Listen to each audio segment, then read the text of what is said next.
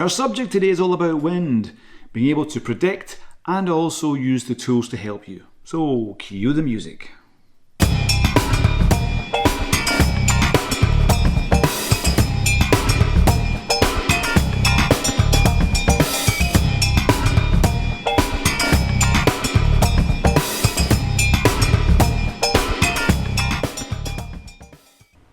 Hi everyone, Stephen from the Flyby Guys. How are you all doing today?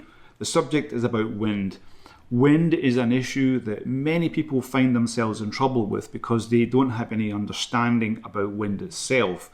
Wind on ground level can be very different to wind at 50 meters or 100 meters, 120 meters, or if you fly even higher, if you have permission for that, then the wind will be even stronger. Sometimes the wind might be much less higher. It's all down to the predictions, and there are some tools that can help you with that. One tool which I see many people using is the Proster digital LCD measurement thingy. This is completely useless. It's very useless, I have to say, because it only gives you the actual ground readings of the wind. And that's no use to you, but because you don't need the ground level wind. You really need to know how the winds are up there. That is the most important, because that's where your drone's going to be. If you want to fly your drone at 5 meters, then okay. If you want to fly it at 10 meters, then you're going to start getting into wind variations, and that is where you need to have a more accurate tool.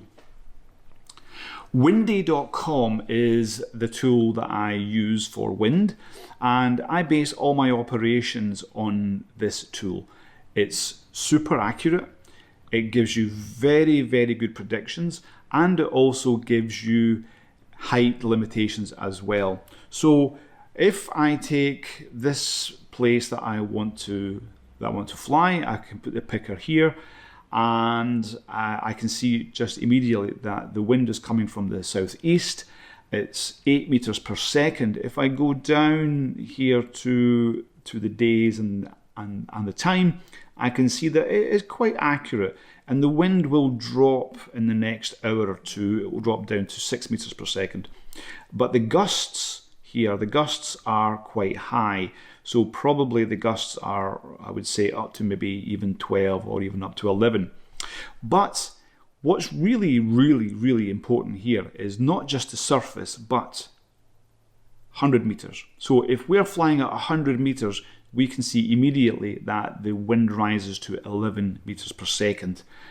And that means that the gusts will probably be way higher. So you're looking at probably up to 13, 14, maybe even 15 meters per second.